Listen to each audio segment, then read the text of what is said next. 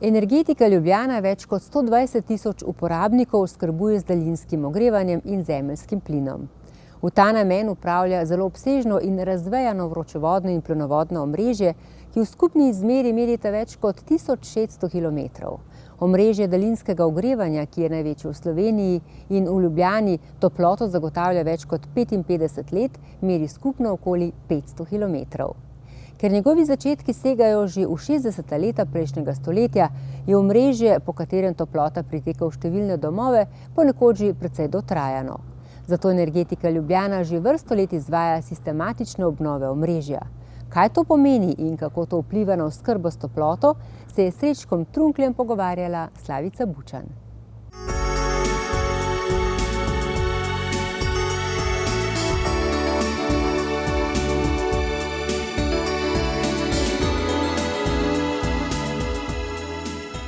Gospod Srečko, dober dan. Trenutno stojiva na gradbišču, kjer poteka rekonstrukcija Drenikove ceste in hkrati obnova vročevoda. Nam lahko predstavite, kaj točno se ta trenutek izvaja in zakaj?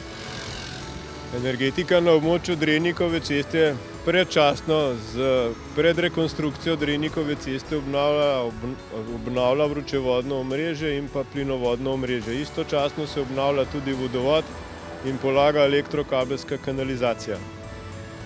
Namen obnove je predvsem zagotoviti varno in zanesljivo obratovanje v času ogrevalne sezone.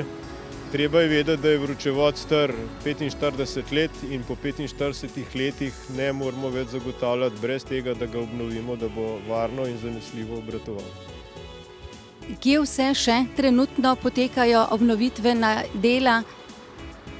Obnovitvena dela je Energetika Ljubljana na svojih trasah zaključila že konec meseca septembra, tako da to je zdaj zadnje gradbišče.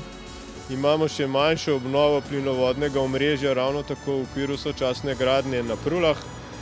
Drugih obnov pa trenutno ni in tudi v letošnjem letu verjetno ne bodo izvedene. Smo v pripravi na obnovo vročevoda po Kersnikovi in pa po Vošnjakovi ulici, vendar je vse odvisno od napredovanja del rekonstrukcije cestišča.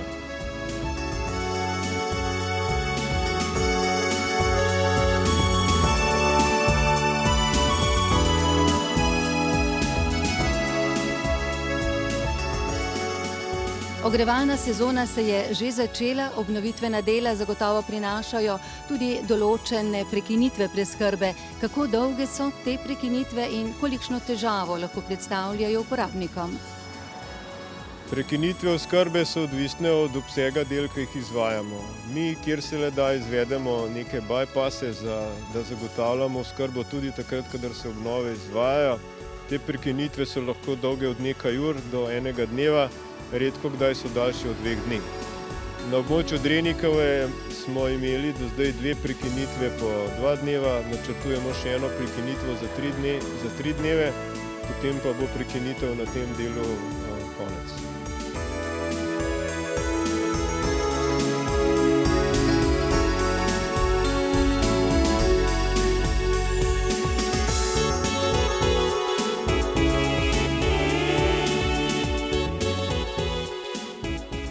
Kako pa uporabnike seznanjate z deli? No, znano je, da uporabniki med drugim lahko naročijo brezplačno SMS obveščanje o delih na omrežju, ki poteka na območju njihovega bivanja. Ja, uporabniki so seznanjeni iz sredstev javnega obveščanja, se pravi na prvem programu Radia Slovenije obnavljamo vsa naša obnovitvena dela in prekinitve dobave. Potem obnavljamo na naši spletni strani, tako kot ste omenili, uporabniki se lahko prijavljajo na SMS sporočila.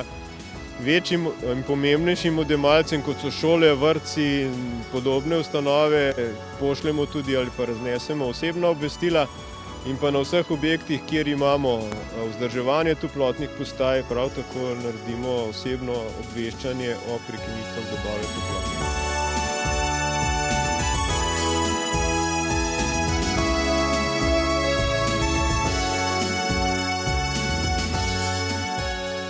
Koliko celotnega omrežja ste do zdaj že obnovili in koliko ga imate v načrtu obnoviti v prihodnjih letih? Ja, načrt obnove je približno 150 km vročevodnega omrežja. Od tega je 80 km omrežja, ki je starejše kot 45 let. Od teh 80 km smo do sedaj obnovili že 13,5 km